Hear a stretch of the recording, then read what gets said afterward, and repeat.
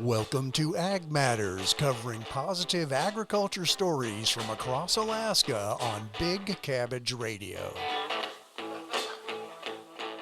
Hello, everybody. You're listening to Ag Matters on Big Cabbage Radio. I'm your host, Ken Hoffman. I'm a farmer out in Palmer. My business is Matsu Microgreens, and I'm also the executive director of the Matsu chapter of the Alaska Farm Bureau. If anyone wants to learn about farming or network with other farmers, you can always email me at matsufarmbureau@gmail.com, or you could always visit our website, alaskafb.org. So today we have my friend Michelle Pages from Kodiak. She's the president of the Kodiak chapter of the Alaska Farm Bureau. And so, Michelle, thanks for coming on. And if you would start us off on how you ended up on the island of Kodiak and then how you got into agriculture in Kodiak. Hi, Michelle. Thank you for coming. Hi, Ken. Thank you for having me. My name's Michelle Pages. I'm from Kodiak Island. We moved to Kodiak when I was about 12 years old. I was raised here. I'm now 42. A lot of my farming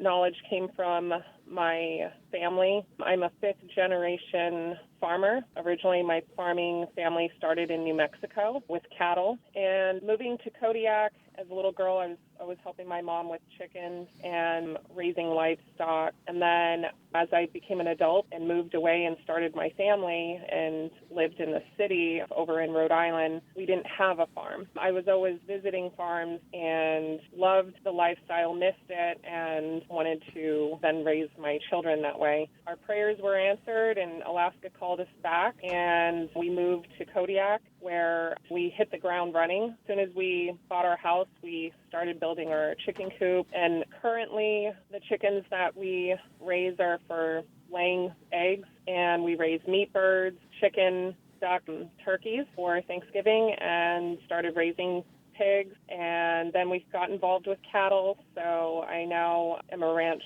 partner, and I help the Copley Ranch here in Kodiak, and we process about 40 head of cattle. We do the branding and all of that. We're sold out 2 years ahead of time, so we're pretty busy. And I also help my mother with her farm. She still has her farmhouse pantry. She has currently about 150 birds. I have close to 100. Our eggs are at Rooted here in Kodiak, which is a beautiful place where you can get fresh grown flowers and tulips and greens they sell, and kombucha. We also have our eggs at Paw Savers, and currently we're working on the paperwork to have our eggs sold in Walmart. So we're a pretty busy little bunch. I have my 3 kids help out whenever they can, and they're washing eggs, and they help with the butchering process for the cattle and fill our freezers, and that's what we got going on here in Kodiak.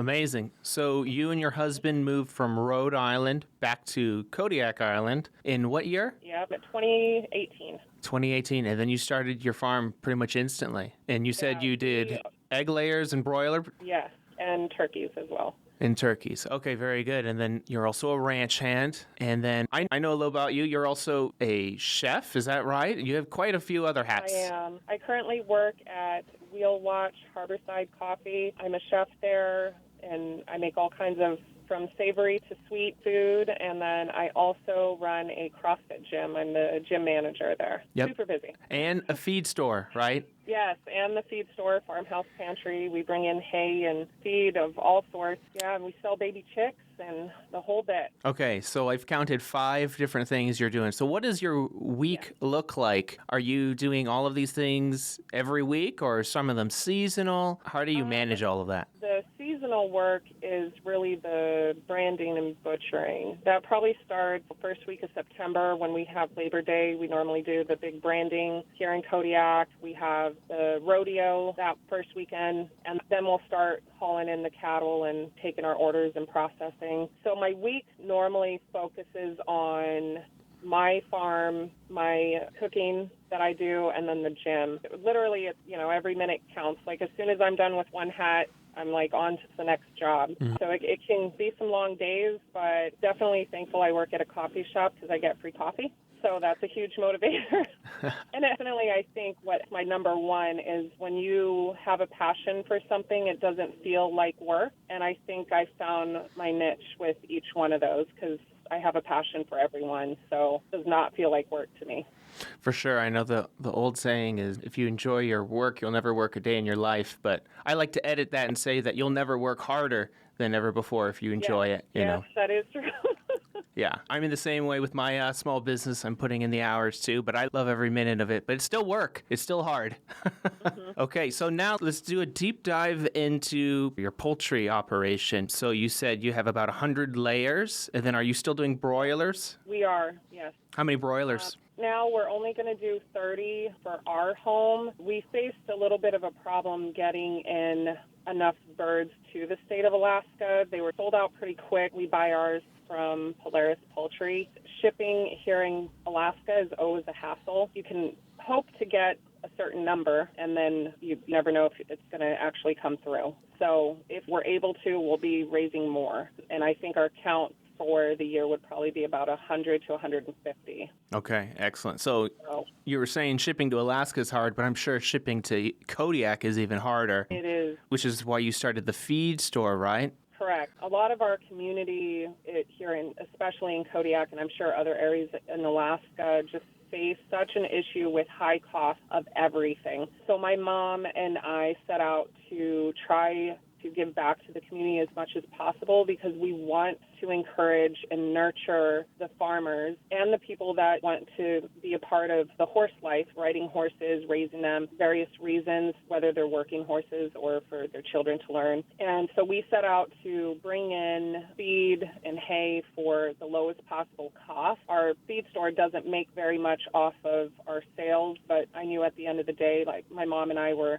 doing a lot more in providing that necessity to Kodiak. And we've been really successful in trying to get whatever our community needs for their livestock or what have you. Yeah, so you're purchasing in bulk and then retailing it for the smaller users. Yeah. Okay, very good. Yeah. All right, so tell me more about the ranching now. You said you're a ranch partner. What exactly does that mean? Are you like a part owner in it, or are you just one of the managing like ranch hands? Are you on horses and lassoing cows? What is this? So I am not on a horse lassoing, but we have various people involved. So typically the branding, you would find me in the pit crew. So we have two people that will lasso cattle and they'll bring them over and we flip them and hold them, and I'll do the castrating and holding them down, and then someone else is doing the branding part and we'll tag the ear, and if vaccines are needed, we give them vaccines. So really there's probably about 11 of us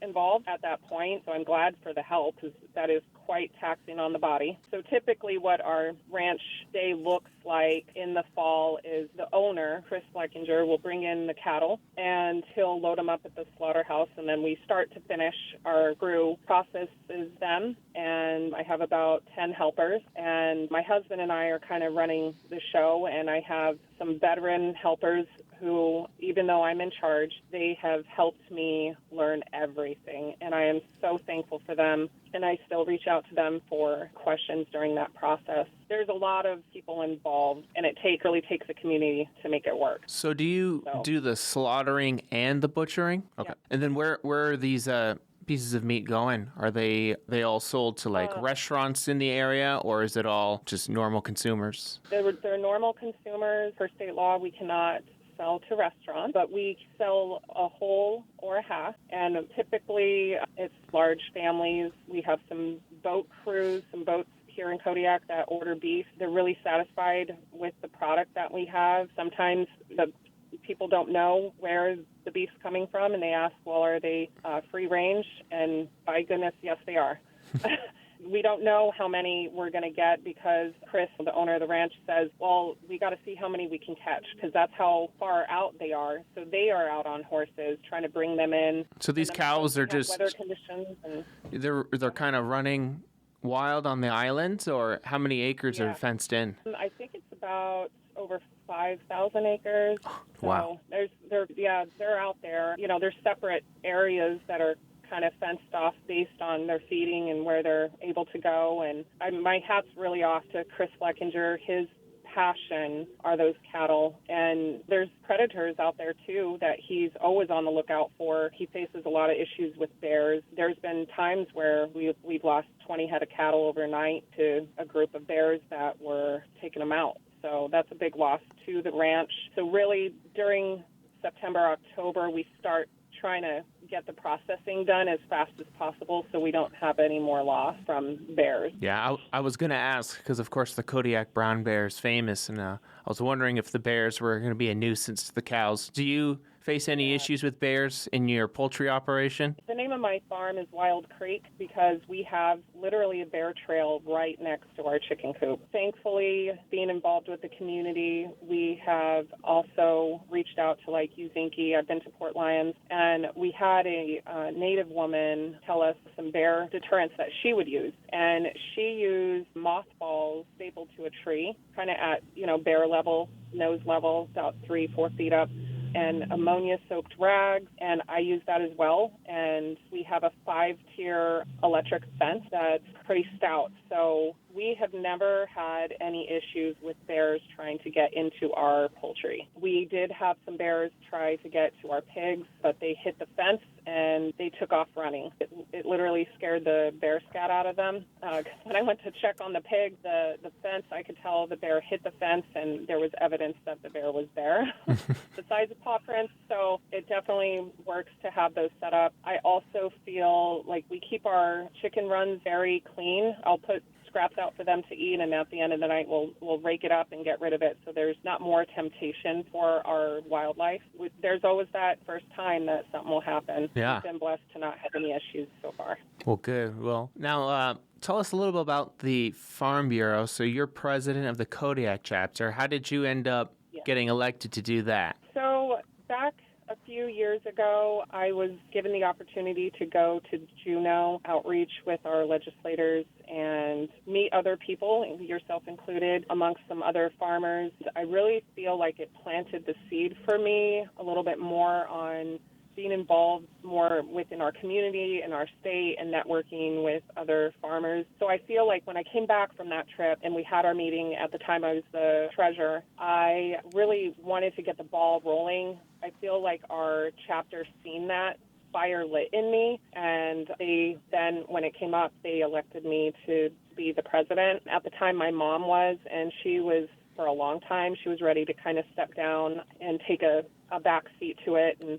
so she's mentored me a lot through it. There's a lot to learn, and I really feel like just what was a motivating factor is just trying to get some kind of new blood into the Kodiak Farm Bureau chapter and get some new ideas rolling and some more motivation for our chapter. For sure. So when I think of Kodiak, I don't necessarily think of too much agricultural production, but if you have a Kodiak Farm Bureau chapter, you must have members, and so I'm curious, what operations are most of your members involved in? Are there any vegetable production, or is it almost all animals? It's kind of a mix of both. We have the old owners of Strawberry Fields, the White. They have a lot of flowers. They have vegetables that they've done. Since then, they've retired from Strawberry Fields themselves, and now Rooted is here in Kodiak. They do a little bit of both, but I want to say it's primarily probably more livestock than vegetables for our chapter.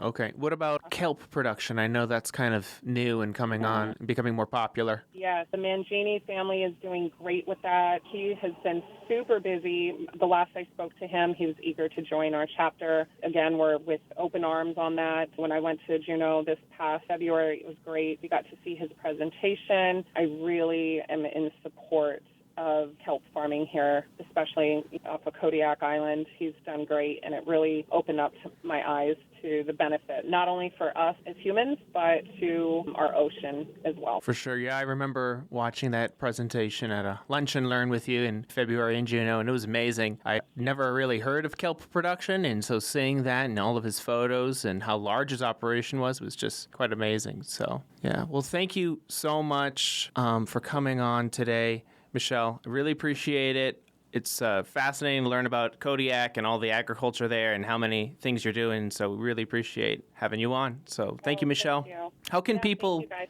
how can people follow you on social media? Well, I'm under Alaskan Fit Mom on Instagram, and that's probably one of the best ways. Or they can email me at michellepages@hotmail, or I don't have an actual website for my farm, but probably Instagram's the best, Alaskan Fit Mom. Awesome. Super cool. All right. Thank you so much, Michelle, for coming on. I'll talk to you later. Thank you. Bye-bye.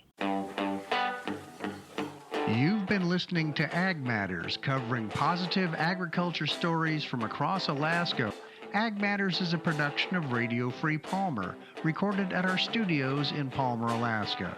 For more information about this program, email manager@radiofreepalmer.org.